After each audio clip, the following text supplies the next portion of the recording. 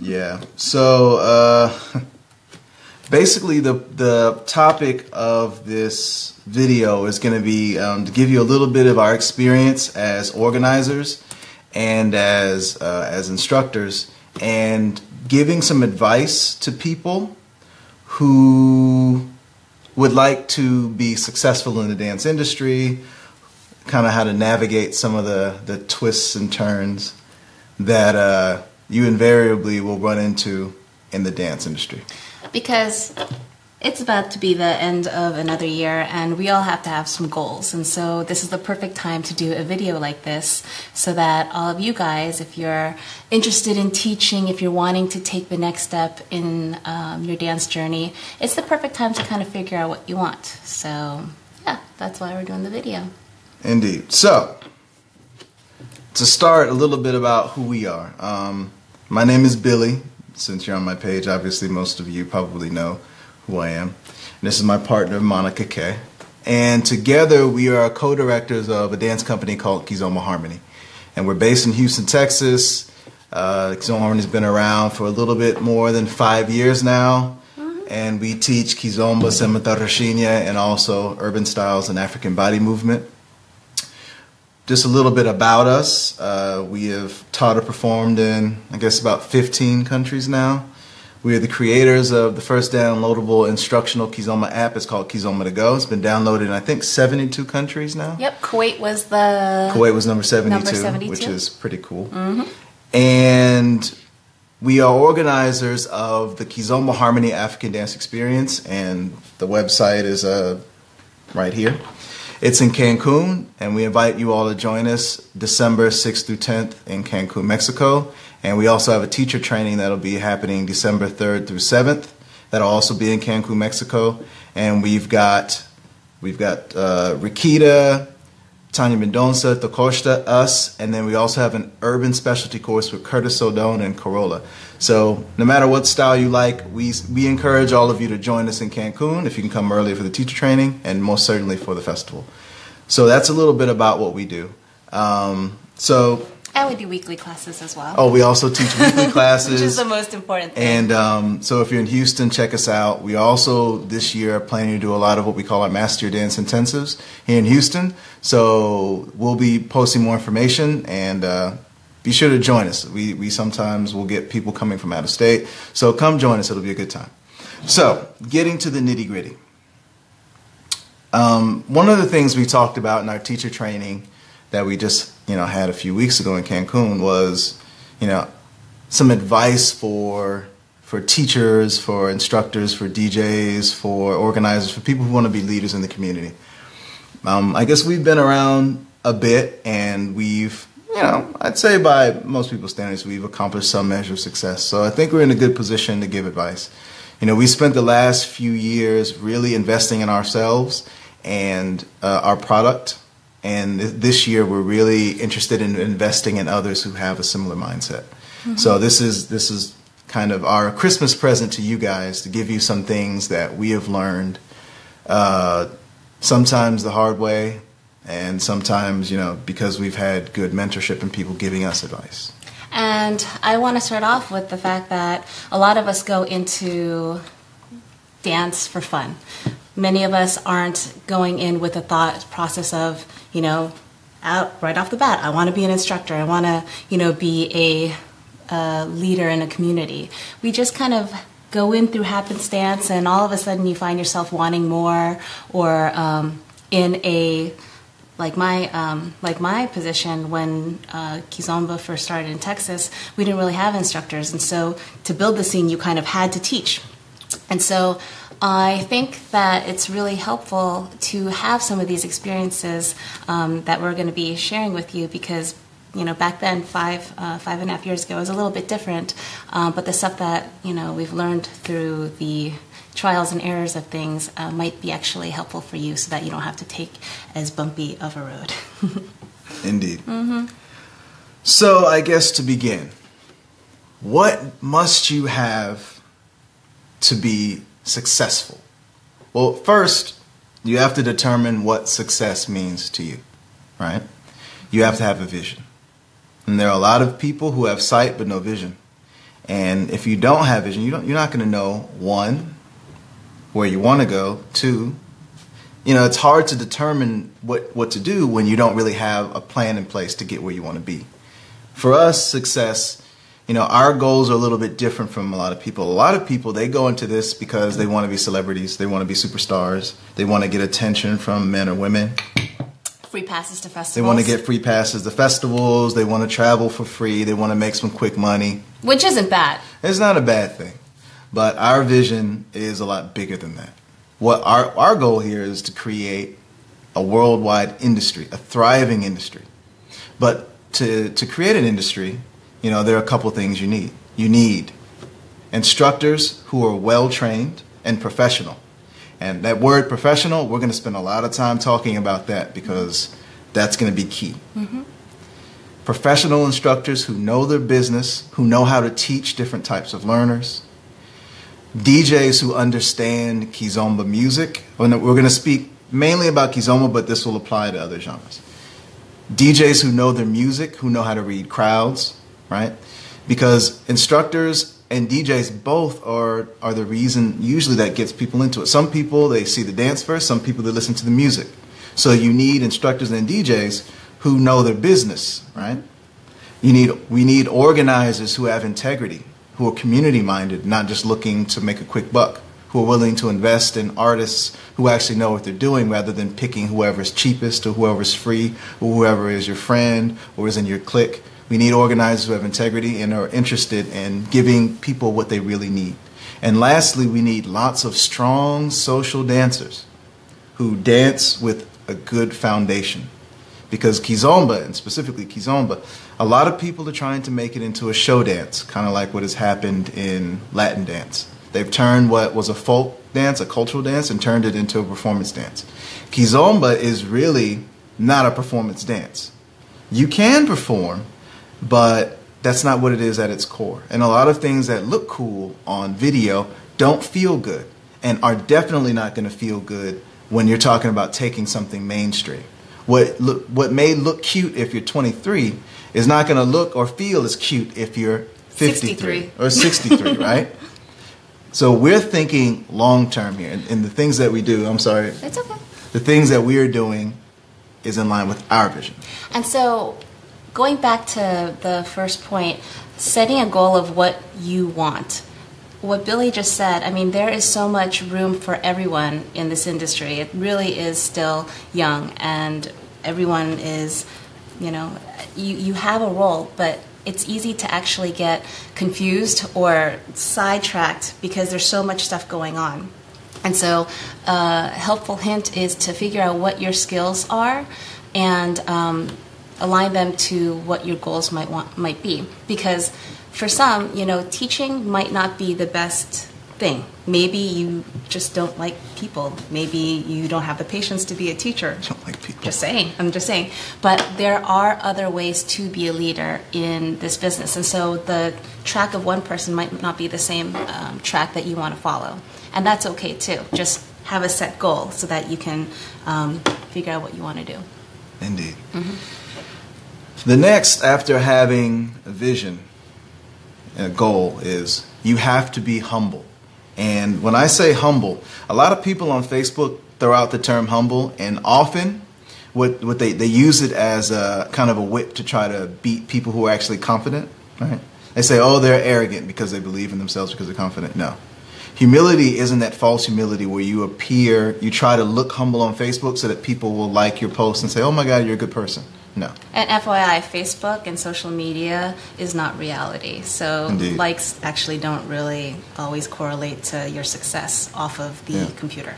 You will often see a lot of people doing a lot of stuff, a lot of talking on social media, but then when you see them in real life, anyone can pretend to be a lion on social media, but in real life, they tend to be mice, right? You don't want to be a mouse in real life. You want to be a lion in real life. You don't have to be a lion on Facebook. So, or even on Facebook. Oh yeah. True. Yeah. So, humility in the context of this video means honesty. Honesty with yourself. You have to be, and it's difficult because, sometimes when we're honest with ourselves, it forces us to have to admit things that we don't want to admit.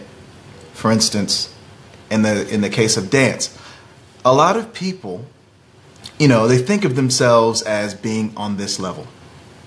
They think of themselves as being world-class talents, and because they feel like they work hard, they feel like they're awesome, they feel like they're entitled to these bookings and they're entitled to all this success, when the truth is their level isn't nearly as high as they think it is.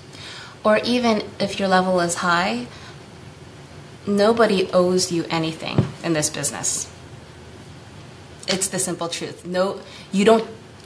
You just by the fact that you're an awesome dancer, or the best dancer or teacher in your city, doesn't mean anything if you're not actively showing it, or having the mindset of being humble to seek what you're missing. Because it's a pervasive mindset right now where people feel like they're owed something. Like, I started Kizomba in my city, therefore I should be owning the city. Right.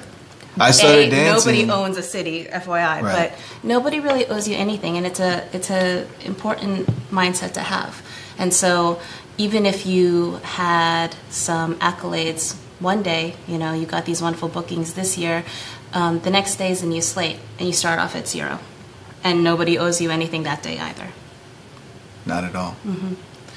And so, sometimes it's difficult for us to be honest with ourselves because we don't yet have that perspective, especially if, and you'll find in a lot of dance communities, just like in any human community, there's a lot of cliquishness. People, for whatever reason, form these little cliques or groups of friends or whatever. And the thing about a clique, within the clique, it feels like a family. The term family is often tossed around within these cliques. But if you're not in the clique, then you get to see kind of what it really is. And within these cliques, you can create what I often call a bubble of distortion. Well, you'll see it online a lot. You'll see people they'll have an event, and then everybody in the same clique starts writing these long Facebook posts telling each other how awesome they are, and oh my God, you're so fire, and oh, you're so lit, and you're the best, and you're the greatest, and you're so wonderful. No, you're wonderful. No, you're more wonderful. No, you're wonderful. And you do this after a while, and you start to think that you really are, the shit. And that's not helpful. Now, and that's why sometimes it's good to have good mentors. People who aren't in your little clique, who are more experienced than you, who kind of, understand the industry and can tell you what's what. And we were in a good position where, we've had mentors who have told us things, who've told us things that we needed to work on, stuff like that. Mm-hmm. Now, and getting on to the topic of mentorship. It's not easy to find a good mentor. And the reason is, in the dance community, like a lot of communities, there's a lot of insecurity. A lot of insecure people who feel threatened. And the reason that they feel threatened is because they operate from a scarcity mindset. They don't realize that, and we're speaking for Kizomba now, there are hundreds of millions of people out there who have not been exposed to Kizomba. None of us can teach everybody. None of us can do this by ourselves. So if you're growth-minded, you don't have to try to bring other people down, throw shade at other people, throw events on top of other people. No, you can work together because you see the bigger picture. Now, when it comes to finding a mentor, you have to make sure that, one, you can identify what you need to work on or what you need. And if you can't, someone who can identify what you need. 2, can give you what you need to help you get where you want to be. And 3, are willing to give you what you need or help you achieve your goals. Because there are a lot of people out there, and this is again not exclusive to dance, but a lot of people who have influence are master manipulators. And what they will do is they'll make you promises, they'll tell you that they're going to do this, they're going to give you bookings, they're going to do this, and they do this because they want you to buy into their product, they want you to become their supporters, they want you to invest in them, and yet they won't invest in you. And I've seen it happen in the dance community. People spend years investing in these mentors thinking that they're actually going to get something out of it, but I've seen it. Years go by, you're constantly investing money and time into this person, they never do anything for you. because they don't want to see anyone surpass them. A true teacher wants their students to surpass them, because that is the point of being a good teacher. You will create people who will surpass you. I mean, we haven't gotten that yet, but I look forward to the day where we train a student who surpasses me. Now, it's going to take a lot of work because we're still working too. But we want that. We want the people who invest in us to be the best they can be. And our mentors want us to be the best that we can be. And we've been blessed to have really good mentors. And the next point also is, so seeking mentorship, I think, is really vital, really in any job that you pursue. But you have to be willing to put in the work as well, because in this dance industry, nothing comes easy. It is, like what Billy says, humbling when you realize that you have a lot to grow. But even in your path of learning, you can still do things. Like, you don't have to wait until you're super awesome to start teaching. You just have to be able to be humble enough to know where you need to be and confident in what you have. And so I think it's really important that there are some people that it's almost like failure to launch syndrome, because they're just overwhelmed and they never want to start. Then you have these other people that aren't really working whatsoever and are kind of going crazy on the other side. And it's important to really kind of focus and be okay with where you are. Be invested in progressing and having a goal so that you're meeting your milestones as well. It's like any industry, if you want to do this long term. And now, we're going to get into something that, this is going to ruffle some feathers, but I said I was going to talk about it. Professionalism. Oh, yeah. Now, what does a professional mean? For a lot of people, a professional just means that you're getting paid for something. But being a professional is not just about getting paid to do something. It's not necessarily just about talent. It's about a combination of talent, experience, accomplishments, and behavior. And what I've seen a lot in the dance community is a great deal of unprofessional behavior from people who either aspire or claim to be professionals, right?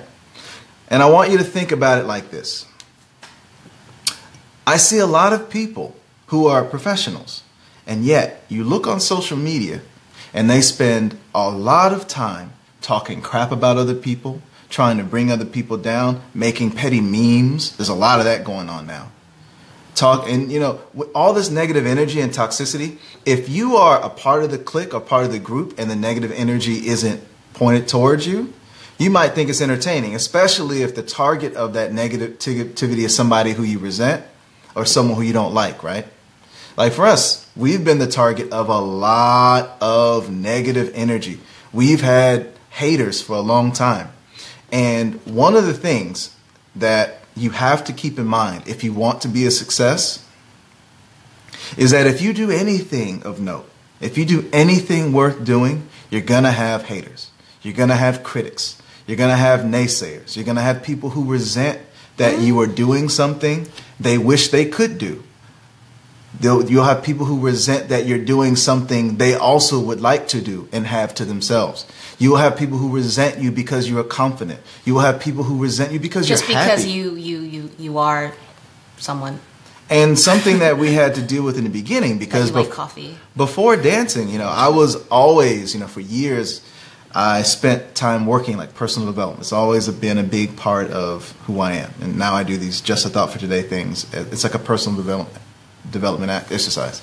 And I was under the assumption that if you're a good person, if you treat people with respect, if you do no harm to people, then people will like you. But the truth is, that is not true at all. No. Being a good person does not guarantee that you're going to be liked. No.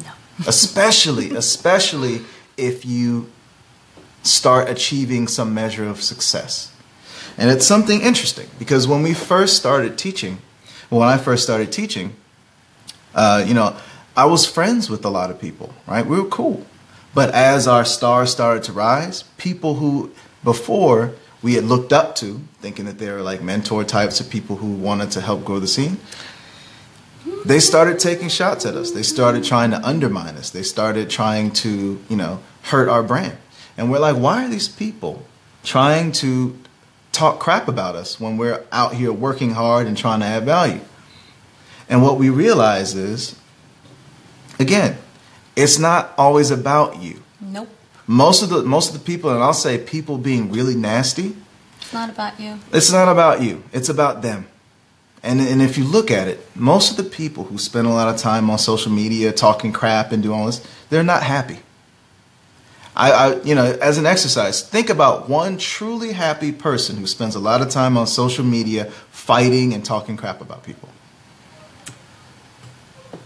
I don't know of one. And then so on the flip side, professionalism in this industry, in any other industry, people are going to go and look at your social media account, see what you're, doing, look through your photos. And so if they're seeing how you're acting on social media, the dance industry is like any other industry. And so you really have to not be fake, but think of the side effects of your actions, because everything is screenshotable now. It really is. And from an organizer standpoint, do I want someone that is volatile, that makes waves, that is petty? No. No. And the sad thing is, there are a lot of people out there who we would otherwise work with, not, because part of what we're trying to do in growing an industry is we want to invest in up-and-coming talent, right? It may not seem that way to people on the outside looking in, because you look at who we book for our festival, and we book a lot of international talent.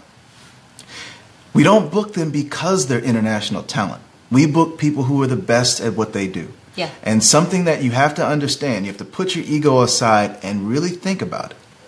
Do you, as someone who's been dancing for 2 years or teaching for a year, have the same experience as somebody who's been dancing for 20 years? Somebody who's been teaching for 8 years? No. And a lot of us, we have to humble ourselves. You cannot expect to be treated the same as someone with far more experience and a proven product that you don't have. There are a lot of people who come into this thinking, oh, I'm a star and I expect to get flown here and I expect to get paid all this money. But let's be honest, as organizers, what are we looking at? We're looking at this. One, what is your talent, right? And I'm just going to interject, because even if you haven't been, teaching for 10 years, the whole thing about finding, your purpose and your goal is, even in a lineup, you can have value and you can be booked, and you still can also, be a headliner. I'm not knocking you, but you need to add something that is unique and that is different from what other people have, from what is already out there. And I'm not talking about like creating your own new style or something random like that. From our perspective, mm-hmm. Like for us, it's like teaching. Are you able to teach something in a really very interesting way? Do you offer a different viewpoint that is really unique, that adds to the value of what other people already have? Stuff like that. Indeed. And that's actually something very important. Mm-hmm.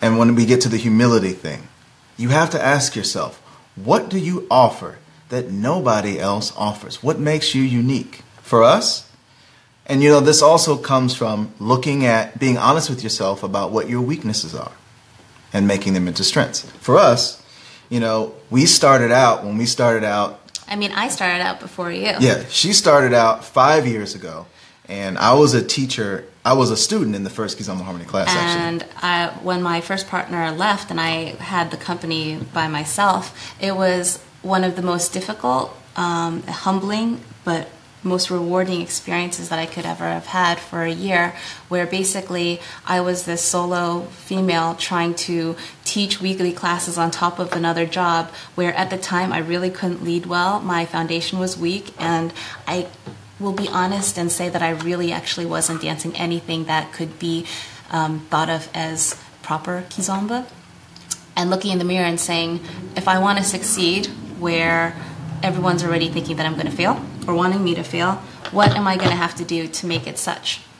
And that was one of the most eye-opening things, because having to work on foundation, having to go back from square one and going back and learning that was the most hardest thing ever, to be honest. But that is what made Kizomba Harmony what it is now.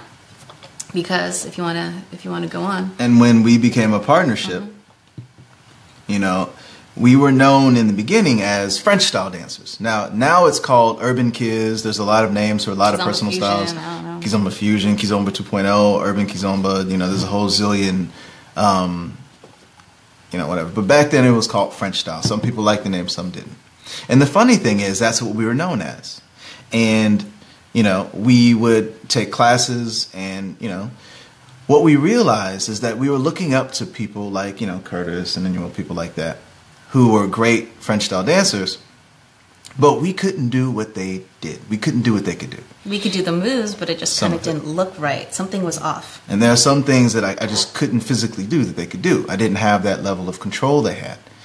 And what was missing was foundation. Because, you know, it's one thing to make something look cool on video. I mean, it's not that hard to learn some moves and tricks and make a nice video. Especially with now, like, all the cool angles, and then you've got the drones and all that other stuff. Yeah, if you have, like, a good videographer, you can make anything look cool, you know? But Kizomba is a dance about feel, right? So we didn't feel right, and we couldn't do half the stuff that we were trying to do. But as we started working on foundation, we started focusing on, you know, some people call it traditional, but please don't call it traditional. Kizomba and Semba and African dances like Soukous and Mutuashi. And what we found is conditioning our bodies and learning the proper foundation enabled us to dance French style, now it's called Urban Kiz, to a much higher level. And so what was originally a weakness now became our strength. Not only our strength, but our hallmark, which is foundation. So, we were talking about foundation. So in the beginning, again, we were known as what was then called French style. Now, people are calling it Urban Kiz, Urban Kizomba, Kizomba 2.0, blah, blah, blah. A zillion names for a zillion personal styles. But we were influenced a lot by people like Curtis and NUL. And at the time, you know, we were inspired. We were trying to dance like these guys, and we worked really hard. But the truth is, we couldn't do what they could do. And we were trying to figure out why we couldn't dance like these guys. There was something missing in our dance, and that was African Dance Foundation, right?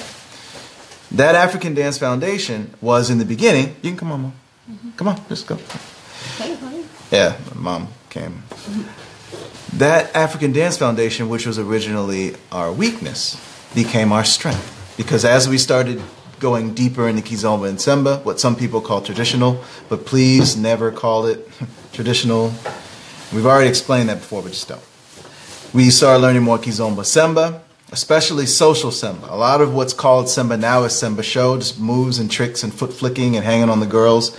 And that's not what we're talking about. Social Semba foundation is important, right? As we started learning more African dance, you know, Soukous, Mutuashi, things like that, we found that it translated over to our what's now called urban. We became a lot better at controlling our bodies. Our movement became better. Ginga became really nice, you know, and even the stuff that we originally couldn't do, now we could do. And we realized at that point that foundation was the real thing that was lacking in Kizomba dancers. And, you know, and again, as urban dancers, it made us kind of unique because there weren't at the time a lot of urban dancers who were really digging deeper. Most of the urban dancers would focus more on trying to create their own style, look cool on YouTube and Mais Kizomba and Portal Kizomba to get their name out, to differentiate themselves and help them get more bookings, right? Which I understand. But our goal wasn't to be celebrities. Our goal was and is to create really good social dancers. And so that's why we focus so much on foundation. And that's kind of become our hallmark. And so turning your weakness into the strength is is something really, really awesome, to be honest. And you can't do that if you're not honest with yourself about what your weaknesses are. No. So you need to determine what your weaknesses are, one. Then you need to determine who can help you shore up those weaknesses. And it's not just about spending money. It's not just taking privates with a lot of people. I mean, we've trained with more than 30 instructors at this point in depth. And some of our haters are like, oh, well, we can't see oh, I don't see it in your dance, blah, blah, blah. But none of these people doing this have accomplished what we've accomplished. None of these people doing this can do what we can do, right? So if we were sensitive, if we hadn't developed the thick skin, I would spend all my time fighting and probably fist fighting with our haters. And, even though that might feel good, and again, as you guys start to get more successful, you're going to deal with this and you're going to be angry sometimes. And it's okay to be angry. But don't let that anger get you to a place where you become less than who you are.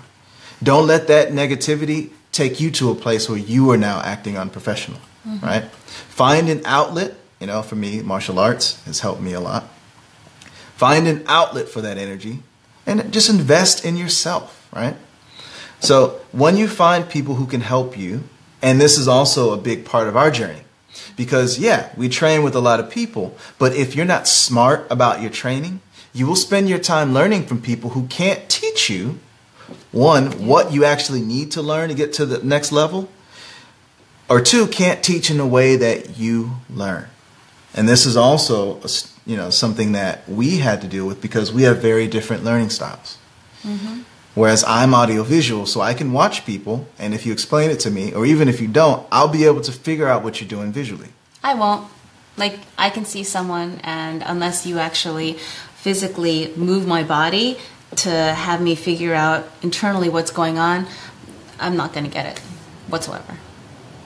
And so in our training, in our experiences learning from people, what would happen is we would learn from people and they'd tell us things like, move more African, or, just move your hips, move your body move more. Your body, Okay. But none of them could actually break down the movement in a way that both of us could understand. So a lot of the times in our early learning experience, it would be us learning with people who had learned from culture, and that's part of it. If you didn't learn in a classroom setting, it's going to be difficult, more challenging to teach people in that setting until you learn how to teach. Another thing, if you learn by culture, and a lot of people think, oh, if you're black or you're African or whatever, you can dance. No, that's not true. The truth is just that if you come from a cultural learning experience, people who can't pick up things by watching just don't end up being good dancers. That's it. They just don't dance. All right? So it's just the few people with natural talent, i.e. who learn in a way that most people will teach or show things. Then you become the dancers. But what that's done is left out thousands, millions of people who would otherwise be a wonderful addition to the dance community.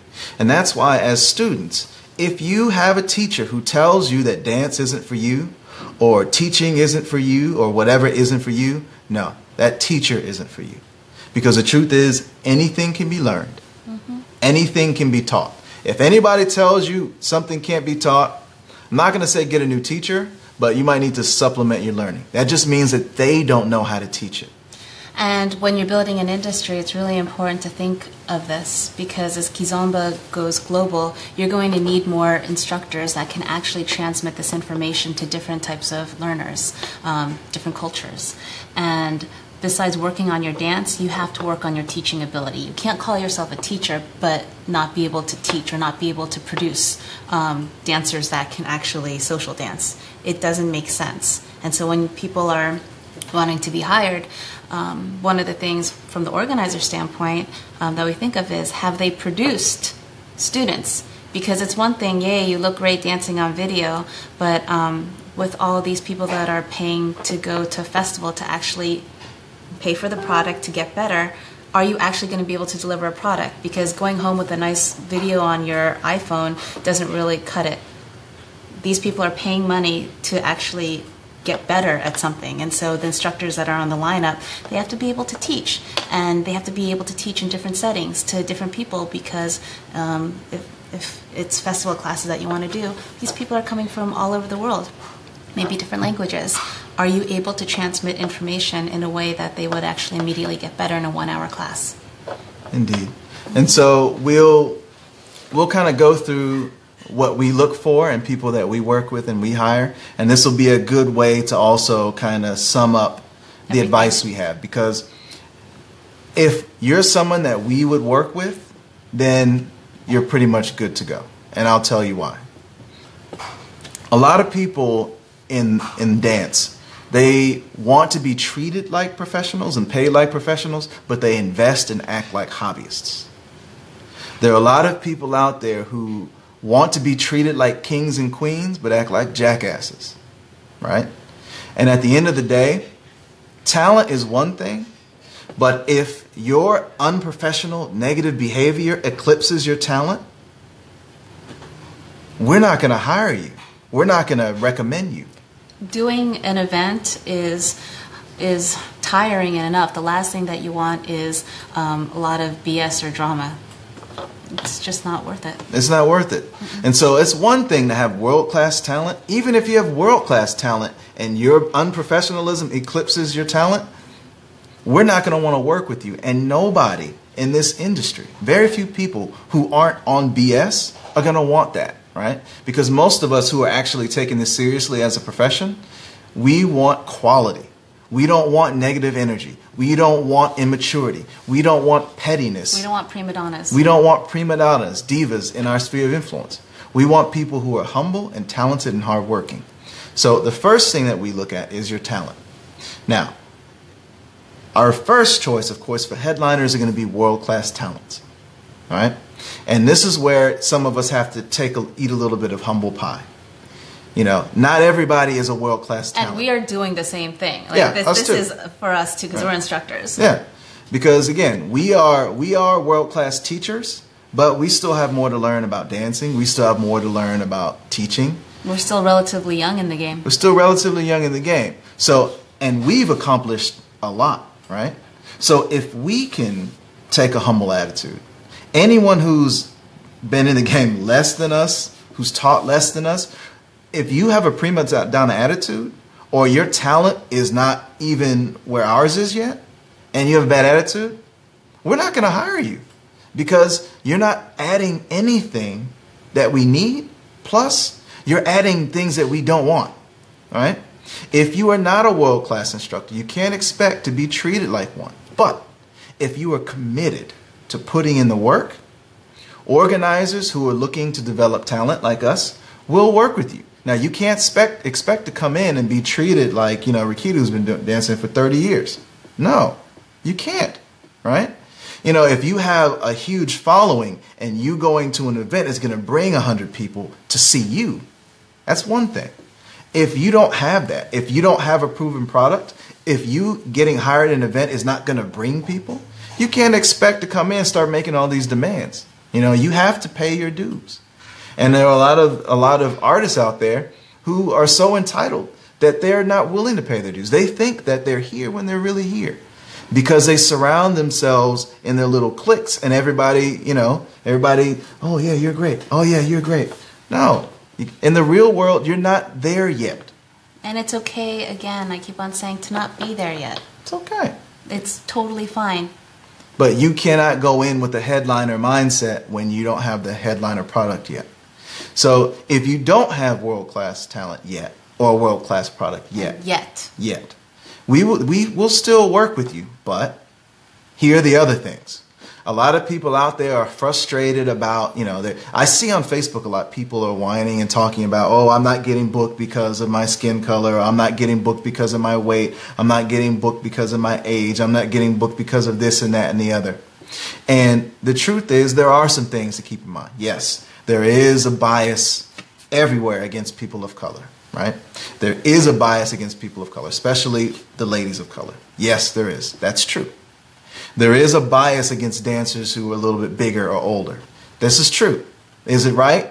No. Is it fair? It's fair. Yes. Because at the end of the day, as dance instructors, our bodies are part of our product. If you are very fit, and I say this as someone who is... that's our 2018 goals. underneath, I'm freaking beastly. Oh, yeah. But you can't see the beastly right now. You see the keg, right? And that's just something that we need to work on as well, because what you just said. If you want to be seen as a world-class dancer, then you have to be fit. Yeah. And if you're not, that doesn't mean that you can't make it, but understand that that's a hurdle that you're going to have to jump over. That's something that you're going to have to deal with, okay? So a lot of people who are now complaining about how they're not getting booked, what you need to do is look at yourself and be very honest. Is the problem really your skin color, your gender, your weight, or your age? Or is a problem your attitude? Because I guarantee you, a lot of the people who I see on social media who are talking about, oh, they don't appreciate us, or they don't respect us, or they don't hire me, or it's because of this and that, you probably have a bad attitude, right? Are you throwing shade at people who are organizers? Are you engaging in petty, immature memes on Facebook? Are you trying to talk crap about people every day? Is every word that comes out of your mouth negative or overly aggressive? Right? Do you have an entitled diva attitude? Because I guarantee you, for many of you, that is the case. It is not your talent necessarily. It's not your skin color, your gender, or your age that is hindering you. It is your attitude. And there are a lot of people, again, people who we would love to work with, people who we love to hire and give a chance and help develop them. But because they're throwing shade our way, because they're being downright nasty to us, or because they're associating with people who are doing this bad behavior. Because here's the other thing you got to think about professionally. It's not just what you say and what you do that determines who you are. It's also who you associate with. So if I see you on Facebook or on social media or wherever, and you're sitting there enabling or encouraging or justifying pettiness, nastiness, or negative behavior that is looking bad. Because again, you have to think outside of your little circle, right? Within your circle, it's funny. Like, you're talking crap, haha, cool. This is somebody I don't like anyway. Look, they're getting there. Oh, they're, that's good for you. You're not thinking about the people who are new to Kizomba and they're looking online and they're seeing all this nastiness, all this negativity. This is making people not want to dance. And this is making people not want to learn. Mm-hmm. And you can't build an industry on that. You can't build an industry on pettiness. You can't build an industry on entitlement. You can't build an industry on savagery. No. You build an industry on integrity, professionalism. Standards, right? So again, you may think it's cute when the object of the negative energy is not you. But understand that for every one of you who is out there encouraging and enabling this negative energy, now you're associated with it too. And as organizers, if we see that you're okay with this pettiness, you're okay with all this crap talking and all this fighting for no reason, if you're associated with that, we don't want you as a part of what we're building. Because what we have building is something we work really hard on. And the cool thing is, as organizers, that we've built something really special. We've created a very unique energy where everybody feels welcome. And there's been a lot of drama lately about certain segments of people, specifically black women, who have felt like they were unappreciated, right? Partly because of the social dancing kind of thing. Sometimes it's also people who feel like they're not getting booked as much as they would like. But in our sphere of influence, it's never been an issue. Everybody dances. So when you teach people, when you set an example where everybody is kind and dancing with each other, you don't have to worry about that. We've never had an issue, right? So, we're seeing all this stuff and all these people who are, all this hashtags and all this bandwagon stuff going on, and we're just sitting back like, I mean, and I'm just going to be honest, just interjecting, I'm really excited about the fact that this is being called to attention, and I love all of these, displays of solidarity, because in 2018, I would love to be at an event where I don't feel like the taxi dancer that is solo. Yeah, the truth is, a lot of people, You're saying it, but I'm at an event with you, and where are you? Because I'm the one here trying to do a lot of stuff, and that goes back to professionalism as well. I would love, the actions to be congruent with words. I'm just saying. Sorry. Yeah, I mean, like, think about it, right? All these people talking about, yeah, we see you and we support you, but when we're at the social and there's, 15 women standing around the party not dancing, and you're in the corner, and you're part of the lineup of an organization in the corner with one person for an hour. I mean, come on.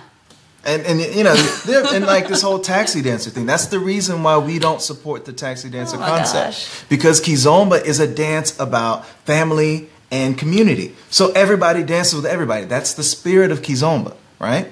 So when you create an environment where people understand what Kizomba is really about, it's not about looks. Now, it is about hygiene. So if you don't smell good, then that's different. But it's not about looks. It's about feel. It's about, and I hate using the term family because people who are engaging in all kind of bad behavior use that term family, but I'll say community. And this is also important to note that it's a little bit different from the social dancer aspect that you're talking about versus being an instructor. Yeah. So just being honest.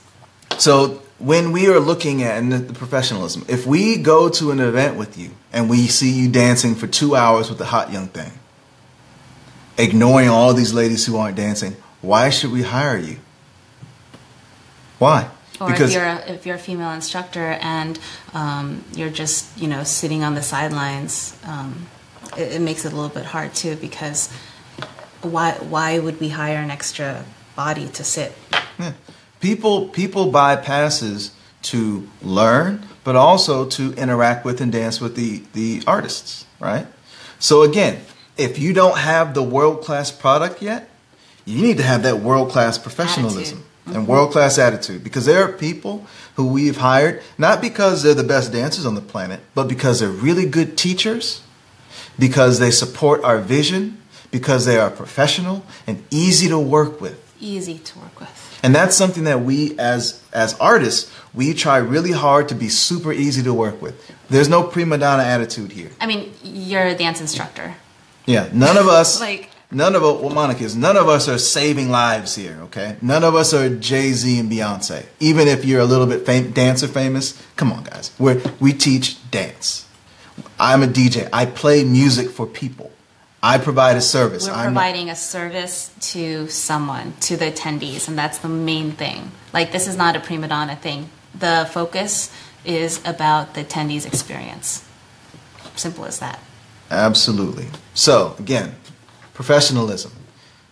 If you have world-class talent, excellent. You still need to be professional. If you don't have world-class talent or world-class product, you sure as hell need to be super professional, right? And work towards becoming that world-class talent, because you will be if you are willing to put in the work. And what that means is not just being professional, but also associating yourself with people who are professional. Again, all you people who think these memes and all this pettiness and fighting in Kizomba is cute and fun. Now, if I tell you how many of you out there have lost potential bookings because of that foolishness, you wouldn't think it's so funny. It's all well and cute when everybody is talking about, oh, we're so great. Oh, and you tell people, ha, ha, ha. You're losing money. You're losing opportunities to really be successful on a large scale because you're petty. When you have people, again, mentorship, when you have people out there who are willing to mentor and work with and, nurture up-and-coming talent, and you see people talking crap about them or you're talking crap and you think it's cute, again, you've now lost another opportunity to further your career.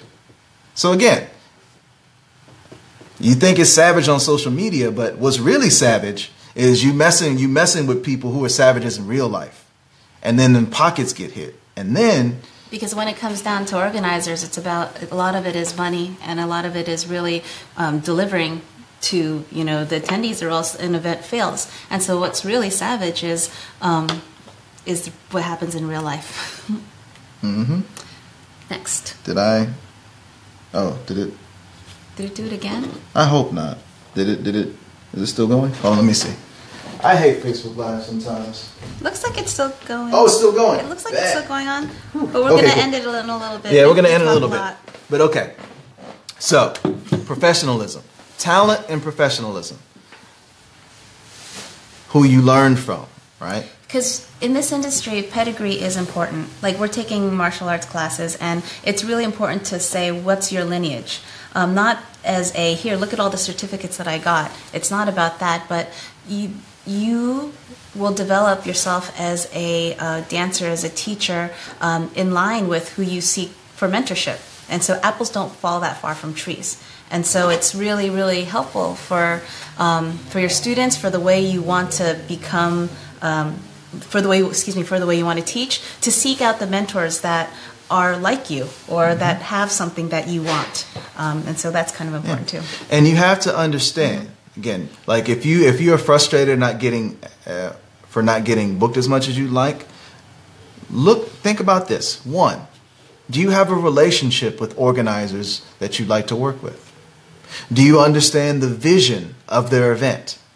Do you have something that would actually offer something or add something that they don't currently have? Right?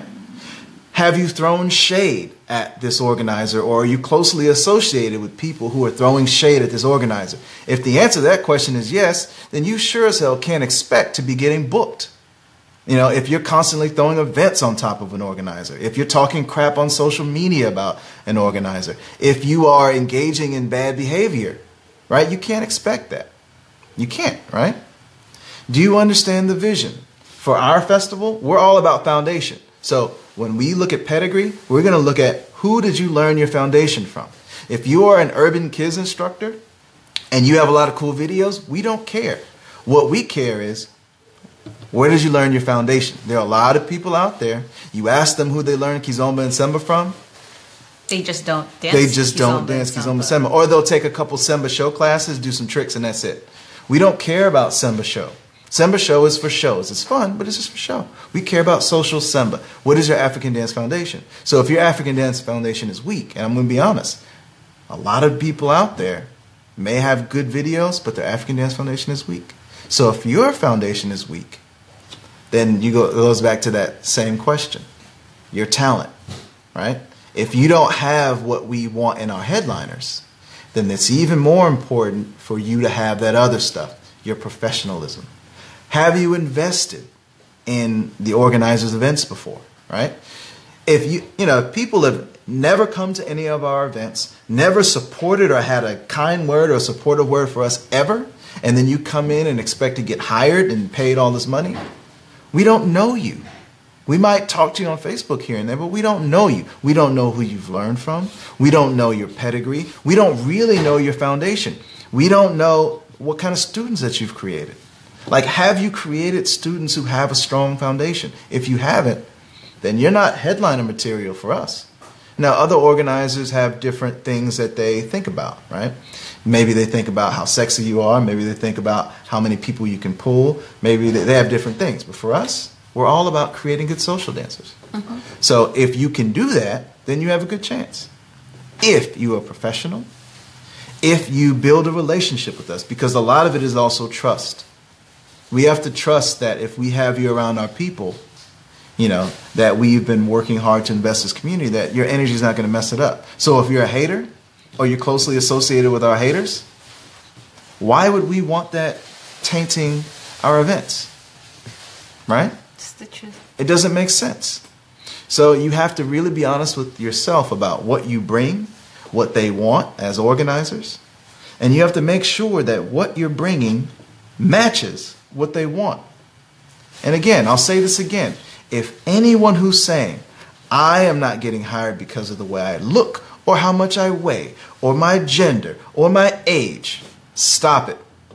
Because I guarantee you, if you follow the advice that we gave you, and I remember Monica giving advice one time. There's, a teacher who was frustrated about not getting booked. Monica gave advice, and this person turned their nose up at the advice. Didn't want to listen to Monica.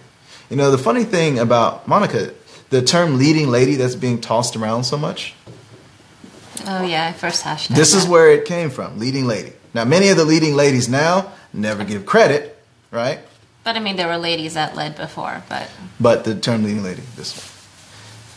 So, you can't have an entitled mentality. Nobody owes you anything. As hard as we work, as much as we invest in our events, you can't get mad if you don't get what you want from people. For instance, we have our event in Cancun. If people who didn't come this year, we're not going to be all butthurt about like, oh, you didn't support us. No. Nobody owes you anything. Nobody owes you anything. One, our goal, take it personal. Our goal is to make our event so excellent that everybody wants to come, learn, or have a good time. We want to make our event so awesome that nobody will even think about throwing an event on top of our event again. This is our goal. Not to be mad at people or to expect anything. You add value, value, value. When people see value in what you do, that eclipses the other things. Now, there are going to be people who are just haters and won't support you just because it's you, and that's something you're going to have to deal with. But people who aren't haters, people who are just, normal people, if you provide enough value, enough quality, they'll buy in. Don't get mad at people who don't do what you want them to do. Think about why it's happening and be constructive about doing what you need to do to get where you want to be. Because each day, like what Billy says, it's a new page and you start off at zero again. Indeed. So, in conclusion, to be successful, 1, talent, no getting around it. That means being honest about where you are talent-wise, putting in the work with the right people to develop what you need to do to be world-class. Not only dancing, but also teaching. 2nd, professionalism. Your behavior on and off the dance floor. If you are not a world-class talent yet, you need to be a world-class professional. Even if you're world-class talent, you still need to be a professional. Period. If you're not professional, we want nothing to do with you. And any organizer who is longevity-minded will be the same.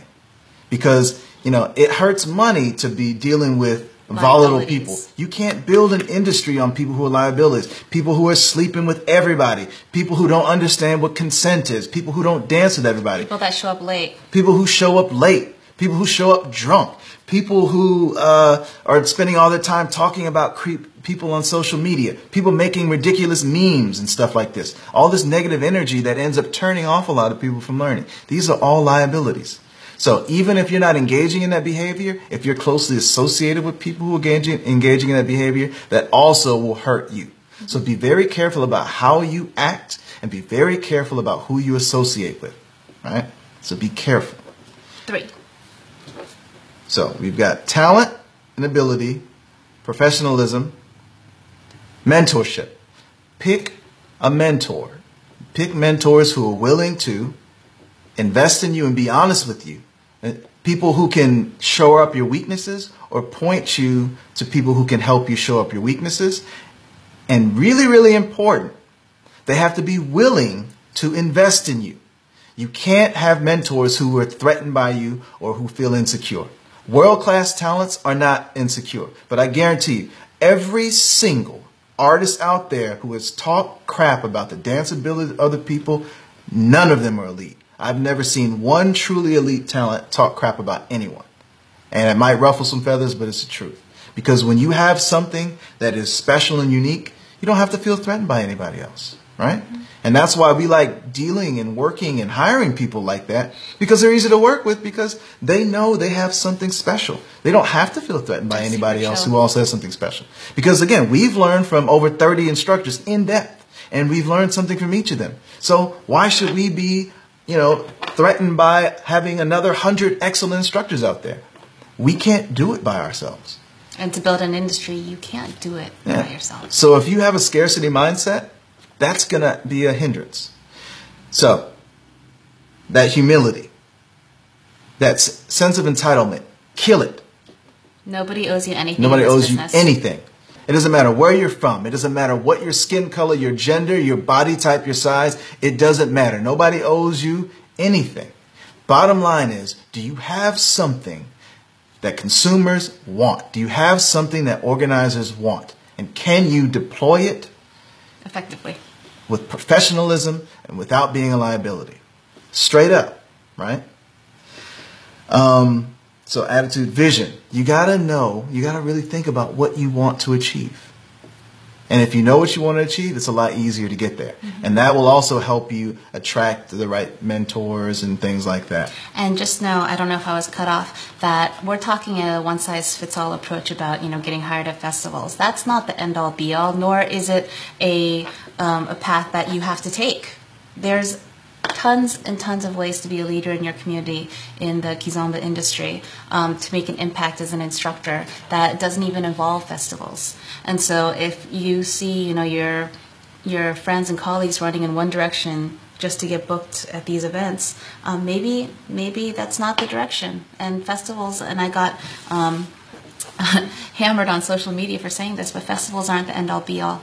Yeah, it's funny. Someone who we actually thought was someone to look up to, who's always talking about women, empowering women, was taking shots at Monica when Monica was actually dropping knowledge. But this is the kind of insecurity that you're going to have to deal with. So to be successful, you have to have thick skin. Mm-hmm. Do not take what haters say personally. Don't take it personally.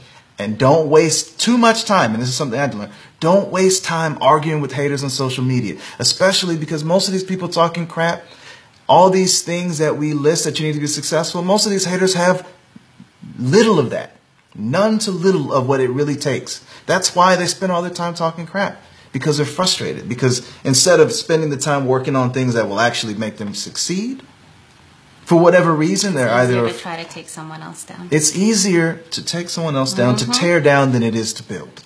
But then also, don't be someone that holds grudges also. Because in this industry, a foe or a hater one day can be your friend or your colleague the next.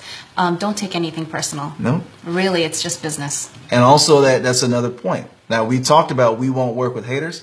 No, we won't work with people who are currently hating on us. If you grow up, get your stuff together, put on your big boy, your big girl pants and start acting like a professional and earn our trust, then we'll work with you. Also, I want to invite you guys again to join us in Cancun in December for our Master Your Dance Teacher Training. That's going to be December 3rd through the 7th. And our festival proper, which will be December 6th through 10th in Cancun, Mexico. One thing that we were proud about this year was that everybody at our event felt welcome. There was no issues of people sitting on the sideline not dancing. I went around asking people, and the ladies were telling me no because their feet hurt. And it's special because we've never seen any event yet, any dance event in Kizomba where this has been the case. So we're really proud of that. We invite you, and also our competition. Yes. Okay. Which is going to be June 22nd through 24th in Houston, Texas. It's called the Best All-Around Dancer Kizomba, Best All-Around Dancer Competition. Kizomba, Semba, Urban, and Afro. It's going to be a social dancing competition. No partner needed. More information is coming soon, but we want to invite you guys out to that as well. So thank you so much for your time. We'll see you next time. Bye. Peace.